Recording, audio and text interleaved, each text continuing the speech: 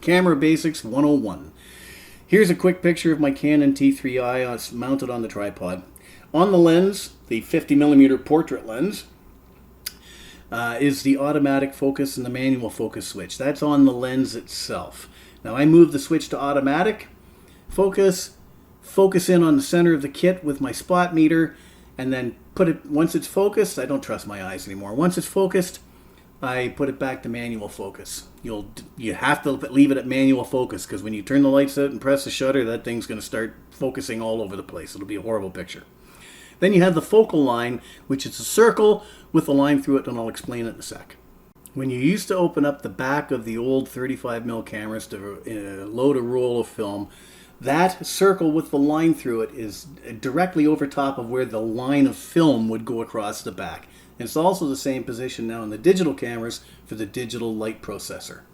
Now in this picture you'll see that the light enters through the lens, hits the mirror inside the camera body, which is reflected up to the pentaprism over to the right and then out through the viewfinder. And when that mirror lifts up, it exposes the light sensor and the shutter behind it.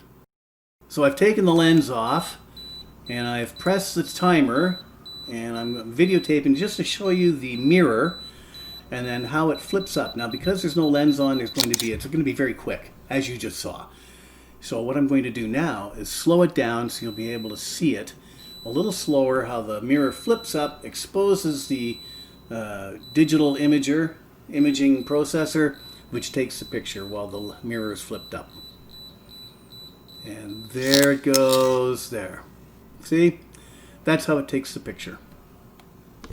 When it comes to shutter speeds, what you have to know is that the faster the shutter speed, the more you're going to freeze the action. If you want shutter speed priority, set your dial to TV, not AV.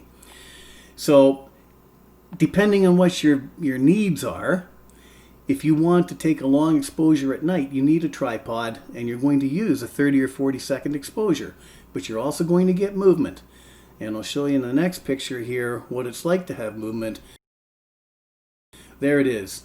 The greenery is in focus, but the water is moving, and it's blurry. And you do that on purpose. Faster shutter speed, you get to see little beads of water, birds in flight with feathers, and hummingbirds sucking on a flower.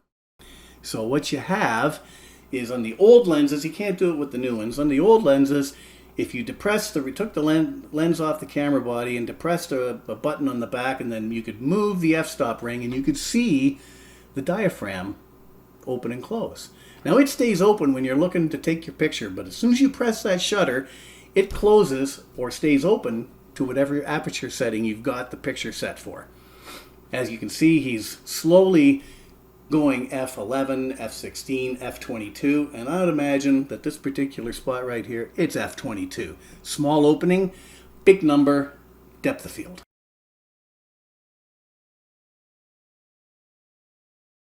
Now when you use your aperture to affect depth of field, if you select a large aperture with a very small number, 1.8, 2.2 or 2.8, whatever your lens is, whatever the smallest number is, that's the widest opening for that lens, which means it lets in a lot more light, very shallow depth of field. In this particular picture, or series of pictures, you'll see the stickman and the pyramids in the top left corner at f22, the narrow opening, greater depth of field, everything's in focus. And if you scroll your way back down to f1.4, the lower right, the stickman's still in focus because that's what you focused on. That was your focus point. This image probably explains depth of field best. You got a guy taking a picture on the top. He's got a distance, he's focusing on that puma or bobcat or whatever it is. That's the focus point. With the 1.8 lens, nothing in front of it and nothing behind it or beyond the bobcat is in focus. Very narrow depth of field.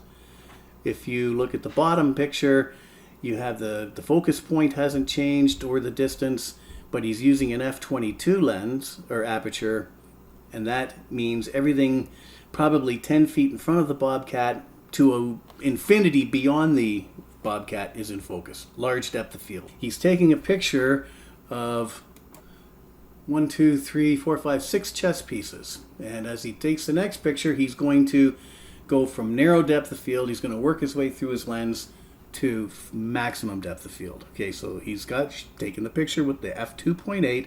The queen is in focus. That's it. Everything else is blurry. f4, the one to the right of the queen, nice and sharp. The one to the right of that one, nah, not so much, and the rest even worse, and the back still totally blurry. The next f-stop he's using is 8. You can see the 1, 2, 3, 4, maybe 4.5. They're in focus. The other two are not, and the back still blurry. You go up to f11. Almost all the chess pieces are in focus. You can actually start to see some of the stitching in the back of the chair, and that the trees are in the back and they're green. Now f16, all the pieces are in focus. The chair is almost in focus, and you can see detail on the trees in the back. So that's what you have. On the left, you have narrow depth of field, 1.8 or 2.2, whatever your lowest number is on your camera. On the right, maximum depth of field. And this says f16, but I use f22 because that's how big my lens will go to. Setting up the studio. So, I have two whiteboards, 8x10. Got them at Michael's. And on the bottom one, both of these are kind of, one in the back is taped up to one computer case, and the one on the bottom's got an 8x10 glass from an old picture frame on top of it to give a little bit of a reflection. And it's sitting on another computer frame, or a computer body. Now in this picture you'll see that I have 28 inches from that focal line on the camera body to the center of the kit. And the camera is just slightly above. Any higher and you will see you'll have a hard time getting rid of that line where the two boards meet. So here I am taking this picture. I'm just pressing the timer release now on the shutter button. And as it's counting down, the camera's starting to come in focus to me. And when it opens, I then start moving the light to the left, to the right, over top of it, down below a bit. You're just trying to get rid of the shadows that are being thrown off by the window behind me, above and behind me, and by the light. So every time you move the light around and you get rid of that shadow, it gets rid of the shadow on the finished camera, or in the finished picture. So I'm still kind of waiting for this. I have no idea how long it's going to take, probably 20, 30 seconds. And then, but when I hear the shutter close, I shut her down. And that is the picture that was generated with that little display. Now read these, take your time to read these. I've explained all the icons in the back of the camera. You can pause the video if you need a further explanation.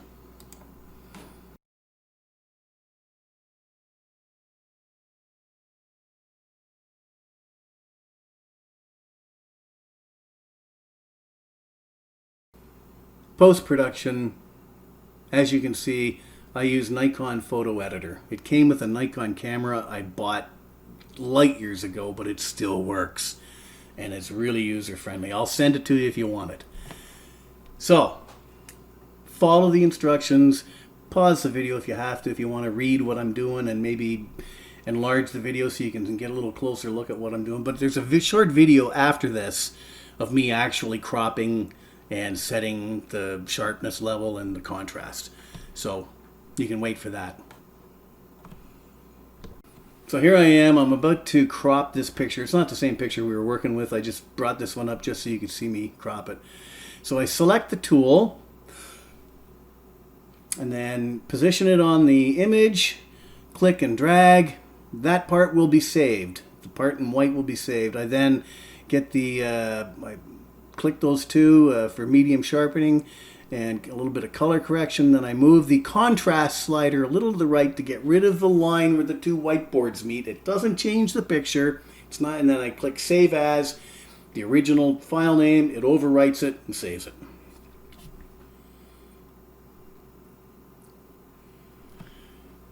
So I took two pictures of this kit in the same setup. This one was f22. It was a 20-second exposure, and I sharpened it slightly in Photo Editor. Everything's in focus. You can see Sarah, the CT number. Now I took the same composition but I used f1.8, and it was 1/3 of a second shutter speed. Now the room was dark, and all I had was the light that I was holding in my hand, and it was still 1/3 of a second. Why? Because that aperture is wide open. It lets in a ton of light, but that's the picture I got. Everything's in focus that I was focused on, the front right fender. Everything else, it's a degree of blur. And so endeth the lesson.